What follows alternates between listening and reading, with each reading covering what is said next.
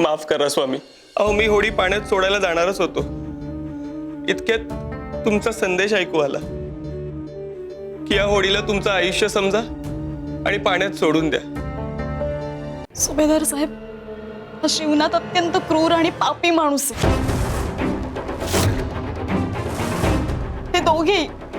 हे दोघेही धोकेबाज आहेत. हे दोघे आणि मी, आम्ही मूळचे नाशिकचे. यांना लग्नानंतर अनेक वर्ष मूल होत नव्हतं. वंशाला वारसदार हवा म्हणून या शिवनाथने मी अविवाहित आहे असं सांगून माझ्याशी खोटं लग्न केलं.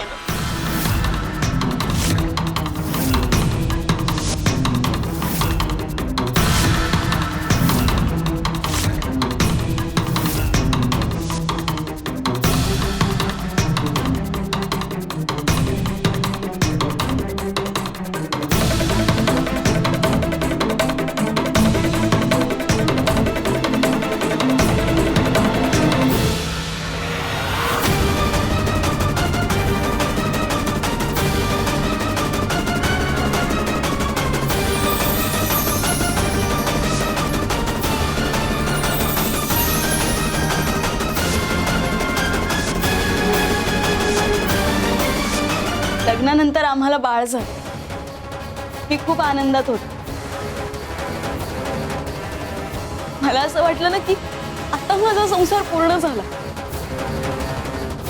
माझं घर, माझा नवरा आणि माझं बाळ, बस एवढंच माझं जग होतं. एका रात्री या नराधमाने माझा घात केला.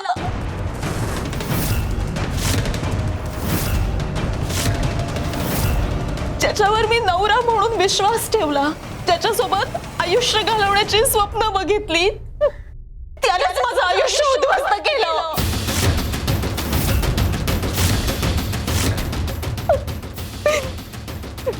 त्याने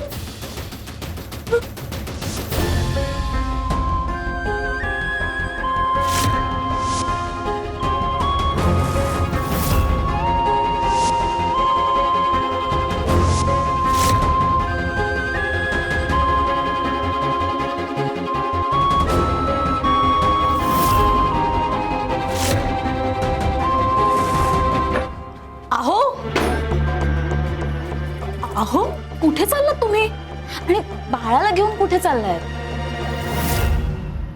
हे बाळ माझं आहे, मी याला घेऊन चाललोय. तुमचं बाळ? अहो असं काय बोलताय? माझं बाळ पण आहे ना, आपलं बाळ.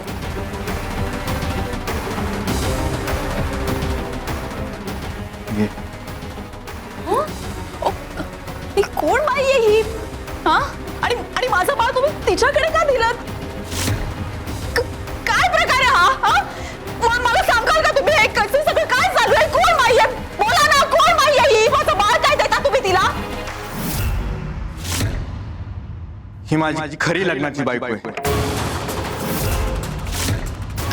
काय? हो, आम्हाला मूल होत नव्हतं. राधा आई होऊ शकत नव्हती, म्हणून मी तुझ्याशी लग्न केलं. काय बोलताय तुम्ही हे? हा? काय बोलताय तुम्ही? माझं बाळ! ए! मला सोडा. माझं बाळ आहे ते. माझं बाळ. तुझ्याकडून आम्हाला बाळ मिळालं. आता हे बाळ माझं आणि राधाचं आहे. माझं बाळ सोड. माझं बाळ मला सोडा. माझं बाळ मला परत दे.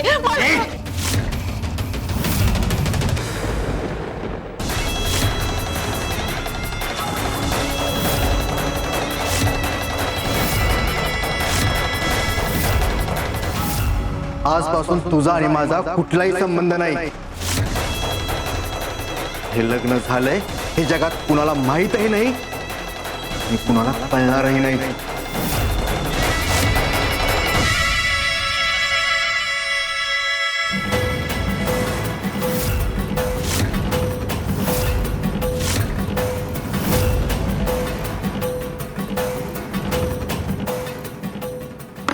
ही माझी खरी लग्नाची बायको आहे. राधा आई होऊ शकत नव्हती म्हणून मी तुझ्याशी लग्न केलं. आजपासून तुझा आणि माझा कुठलाही संबंध नाही.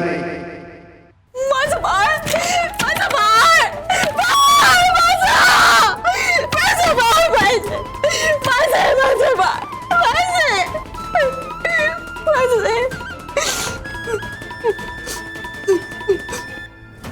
कुणाला माहित असो वा नसो, माझ्या स्वामींना माहितीये की हे बाळ माझंच आहे, माझं बाळ. तेच आता स्वामीच माझा न्याय करतील, स्वामीच माझा न्याय करतील. माझा देव, माझा देव माझा न्याय कर. देव माझा देव, माझा देव, देव माझा देव. माझं बाळ माझ्यापासून हिरावून घेतलं म्हणून माझं मानसिक संतुलन बिघडलं. मला काहीच कळे नसतं झालं. मी पूर्णपणे भान हरपून बस.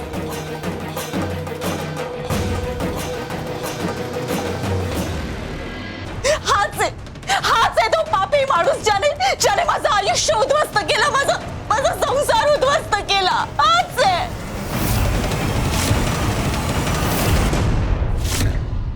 गुरुदेव काहीतरी करा, आपण मारत चाललोय. गुरुदेव गुरुदेव. माझं बाळ, धीर धर, माझं बाळ आहे, बाळ. शांत हो. खोटं बोलते ही. सुभेदार साहेब, या बाईचं मानसिक संतुलन बिघडलेलं आहे. हिच्याकडे काय पुरावा आहे? हे बाळ हिचं ते पुरावा आम्ही देणार आहोत, आम्ही देणार आहोत, आम्ही देणार आहोत, आम्ही देणार आहोत, आम्ही देणार आहोत, आम्ही देणार आहोत. दादा, दाखव त्या बाळाच्या उजव्या मनगटावर असलेली जन्मखोड.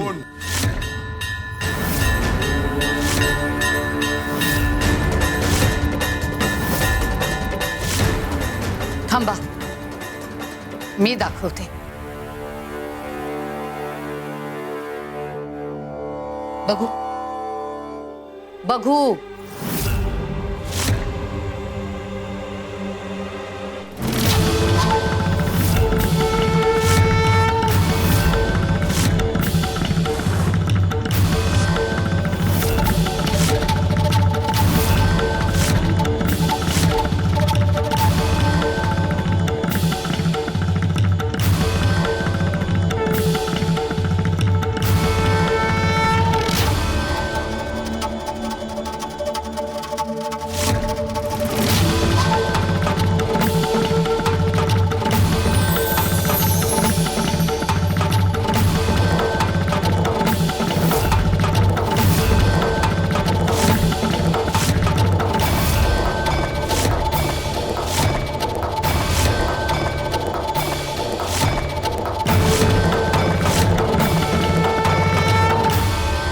अद्भुत.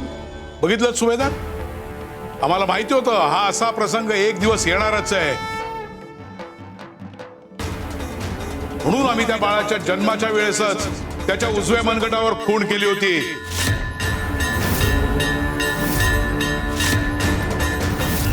हे बाळ रेणुकाचंच आहे हे पहिल्या दिवसापासून रेणुका सांगत होती, पण तिच्यावर कोणीही विश्वास ठेवला नाही. ती फक्त माझा देव, माझा देव, माझा देव हेच करत राहिली. पण तिला हेच म्हणायचं होतं, तिचा तो देव म्हणजे ते बाळाच आहे. शिवनाथ, तुझा गुन्हा सिद्ध झालेला आहे.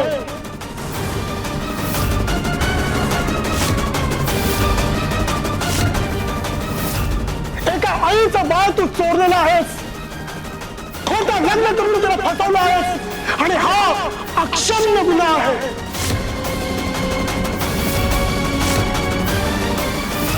मी तुम्हा दोघांनाही कारावासाची शिक्षा सुनावत आहे, कारावासाची शिक्षा सुनावत आहे, कारावासाची शिक्षा सुनावत आहे.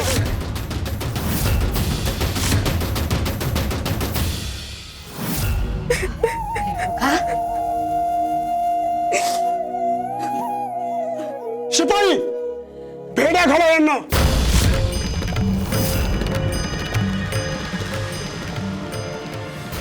स्वामी क्षमा करा आम्हाला. आम्हाला क्षमा करा. शिवनाथ, आईपासून तिचं बाळ तोडण्याचा गुन्हा तुम्ही केलेला आहे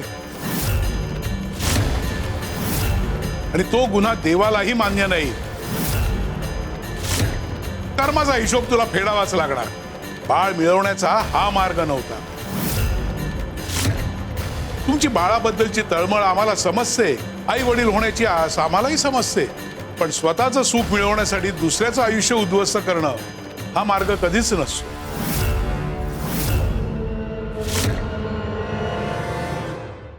तुमच्या या कृतीचं प्रायश्चित्त तुम्ही घ्यायचंय. जेव्हा तुम्ही शिक्षा भोगून कारागृहातून बाहेर याल त्यावेळेस कायदेशीररित्या एक बाळ दत्तक घ्या. त्याला चांगलं आयुष्य द्या.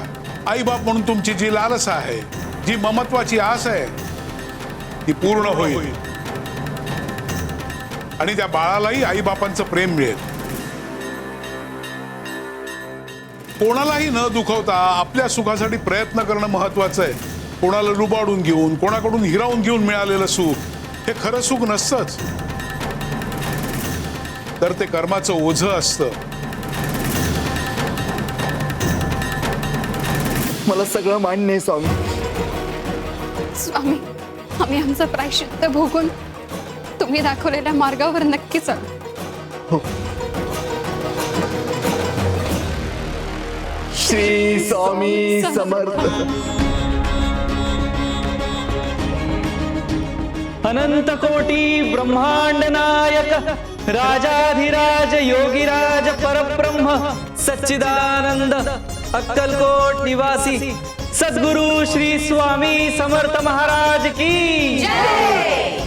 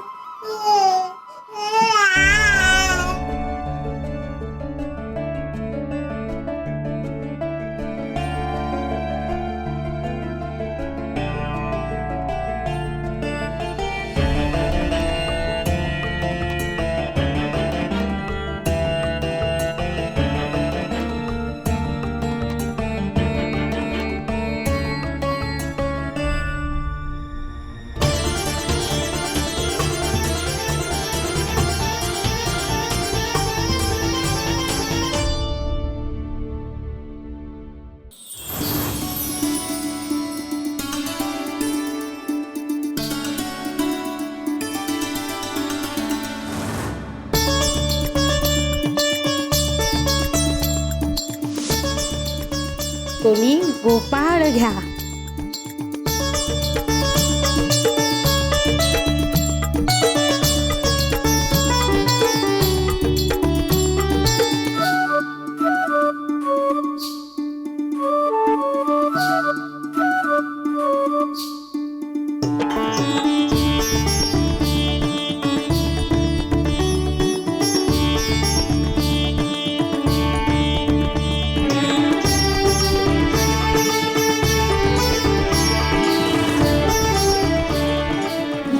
बाळाचे नाव अंगद.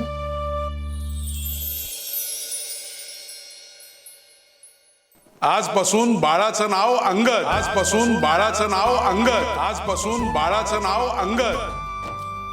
वा वा वा, किती छान नाव आहे. स्वामी देवांच्या आशीर्वादानं बाळाचं आयुष्य सुखाचं जाऊ आणि बाळाला कधीही मायेची कमतरता पडू नये. रेणुका, तू आमची सेवा केलीस त्याचं आज तुला आम्ही फळ दिलं. तुला न्याय मिळवून दिला, तुझं बाळ तुला परत दिलं. खरंच स्वामी, स्वामी सेवा कधीच वाया जात नाही. आज लावलेल्या झाडाला कैक वर्षानंतर फळं लागतात, तशीच आज केलेली स्वामी भक्ती लगेच फळ देऊन जात नाही, पण योग्य वेळ आली ना की त्याचं फळ नक्की पदरात पडतं.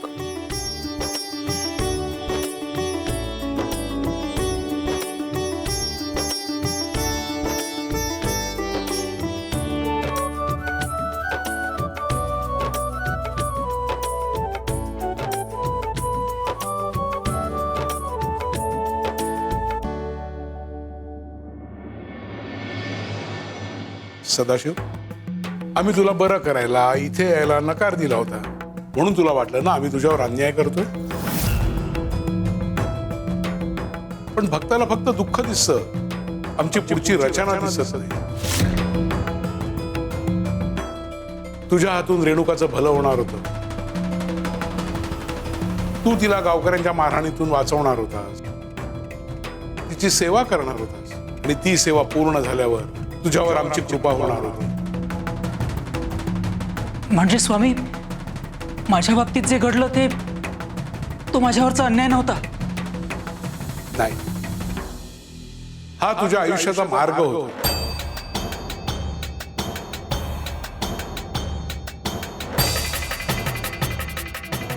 हे बघ,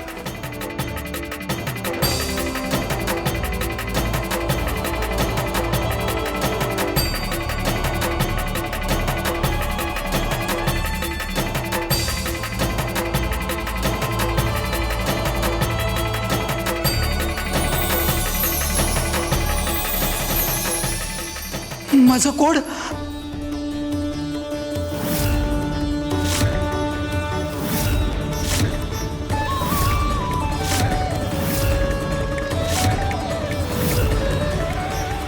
श्री स्वामी समर्थ. सदाशिव, रेणुका, बाळांनो, तुम्ही दोघं एकमेकांचं दुःख दूर करण्यासाठी बंधे आहात, आणि आता एकमेकांची सोबत करा.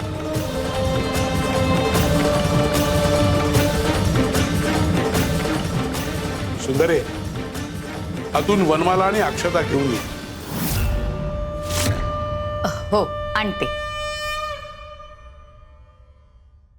शुभमंगल सावधान. स्वस्ति श्री गणनायकं गजमुखम.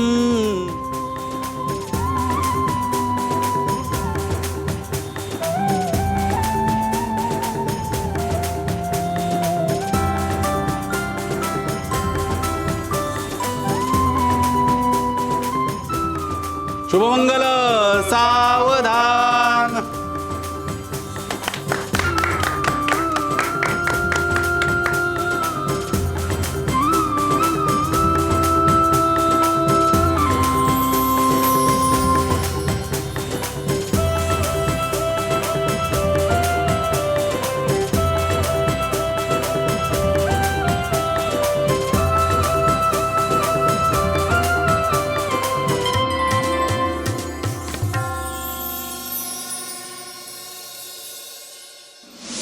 बाळांनो, आजपर्यंतच्या तुमच्या आयुष्यात तुम्ही खूप दुःख भोगलीत, खूप हाल अपेष्टा सहन केल्या. आता सुखाने संसार करा. भिवू नकोस, मी तुझ्या पाठीशी आहे.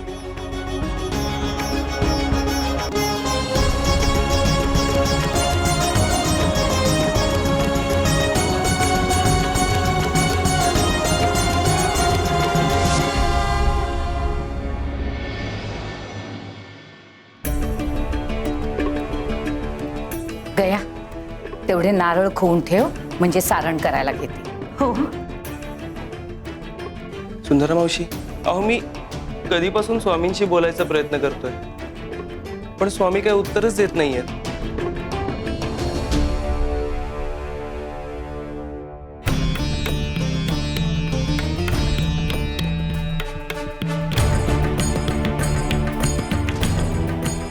स्वामी देवा, स्वामी देवा,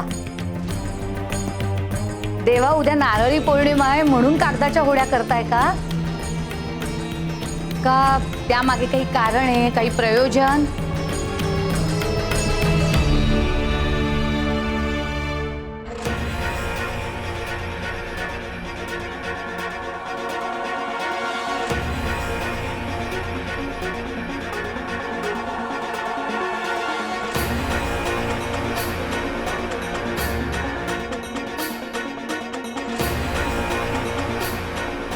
स्वामी देवा, या या होड्यांचं काय करायचंय आम्ही? परसदारात पावसाचं पाणी साठलंय, सोडून या होड्या. स्वामी एवढंच?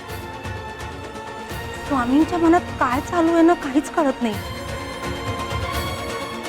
लहानपणी मुलं कशी पावसाच्या पाण्यात कागदाच्या होड्या करून सोडायचे, कदाचित तसाच अनुभव स्वामी आपल्याला घ्यायला सांगतायत का? अनुभव घेतल्याशिवाय कसं कळणार? आम्ही कुठला अनुभव घ्यायला सांगतोय ते?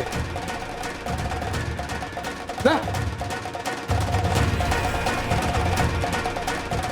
गयाताई, म्हणजे याचं कारणही आपल्याला आता नंतरच समजणार. चला चल रे बाबा चल.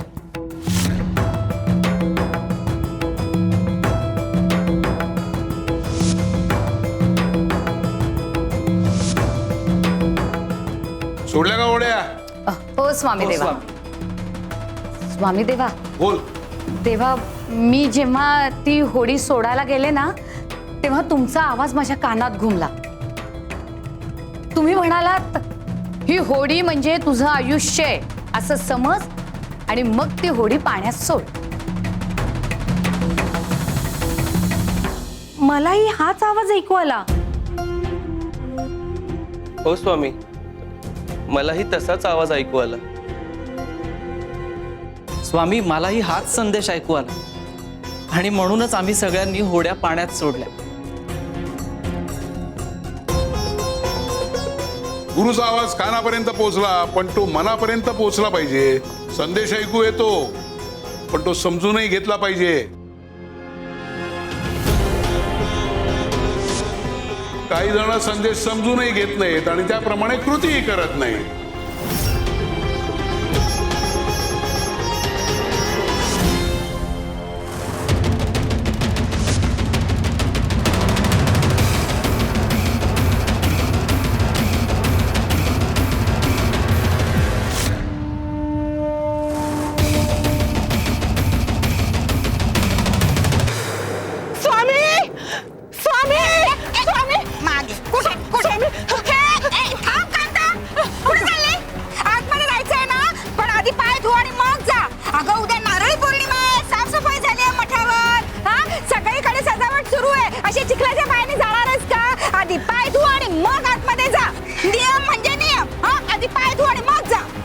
एवढा वखत नाही माझ्याकडं. हे नियम ना तुझ्याकडे ठेव. मला स्वामीकडे जायचं आहे. आई कांता, आधी पाय धु आणि मग आज जा, सांगितलं ना. मला नाही ऐकायचं तुझं. माझे स्वामी मला समजून घेतील, मला माफ करतील. अगं माझं लेकरू, माझं बाजी त्या संकटात आहे. मला स्वामीकडे न्याय मागायला जायचंय. स्वामी भोळे आहेत ना, म्हणून सगळे गैरफायदा घेतात त्याचा. पण मी मला घेऊन देईन गैरफायदा. नियम म्हणजे नियम, शिस्त म्हणजे शिस्त, समजला? अगं कसली शिस्त? हा, हे बघ, माझ्या लेकराचं काय झालं असेल मला काय बिठावू नये. आणि तू इथं शिस्त बघतेस, माझ्या अंगावरचं चिखल बघतेस. मला तुझं दुःख कळतंय, पण नियम म्हणजे नियम. नाही कळायचं तुला, नाही कळायचं. एका लेकरासाठी आईचा जीव काय तुटतो ना, ते नाही कळायचं तुला.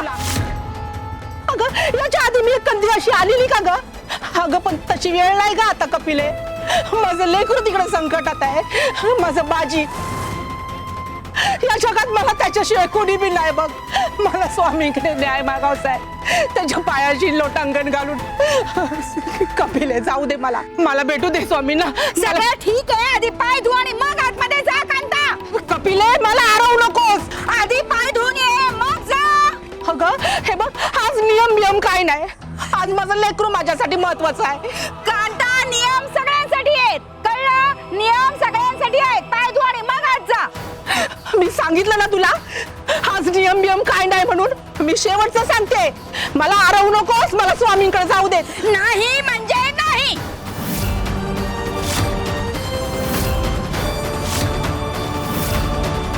आम्हाला शरण आलेल्या प्रत्येकाचा आम्ही न्याय करतो आणि आमच्यावर ज्याचा विश्वास आहे त्याचा सगळ्यात आधी करतो.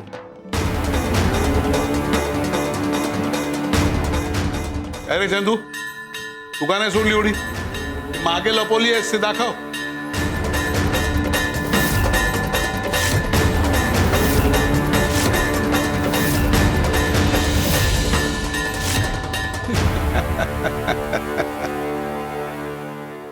माफ करा स्वामी. अहो मी होडी पाण्यात सोडायला जाणारच होतो. इतक्यात तुमचा संदेश ऐकू आला की या होडीला तुमचं आयुष्य समजा आणि पाण्यात सोडून द्या. अहो कागदाची होडी ही पाण्यात सोडली तर वाहून जाऊ शकते, मोडू शकते, पाण्यात विरघळूही शकते. आणि माझ्या आयुष्याचंही असंच झालं तर, म्हणून मी नाही सोडली. चंदू, अरे काय केलंस तू हे?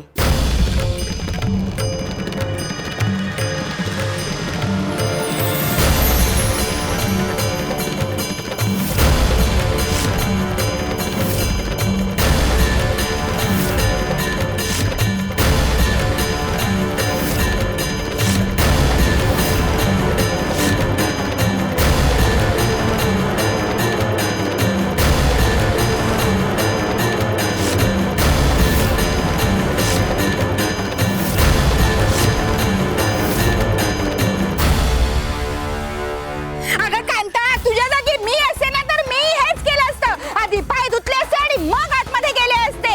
नियम सगळ्यांसाठी आहेत, नियमांचं उल्लंघन करायचं नाही. कळलं तुला? तू असो किंवा मी असो, नियम म्हणजे नियम. आणि याचं रक्षण करणं माझी कपिलेची जबाबदारी आहे. कळलं? कपिले ग, माझा जीव तुटतोय आय. मला जाऊन दे, मला हातमध्ये जाऊन दे. नाही म्हटलं ना, नाही म्हणजे नाही.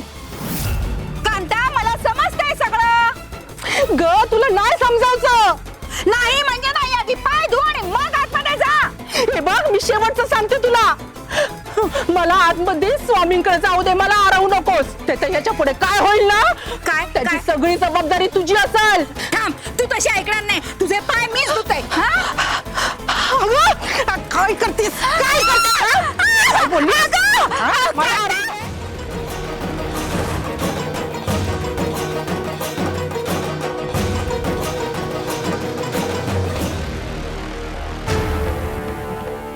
गुरुवरचा विश्वास तुम्हाला तारतो.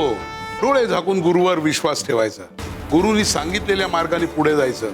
कलियुगाच्या या भवसागरात तुमची नौका किनाऱ्याला लावणारा एकच तारणहार, तो म्हणजे तुमचा गुरु. काही जण क्षणाचाही विलंब न करता गुरुवर विश्वास ठेवतात आणि आपली होडी पाण्यात सोडतात. आणि काही जण भीतीने थांबतात आणि काहीच करत नाही. आता कांता यातलं नेमकं काय करतेय ते बघायचं.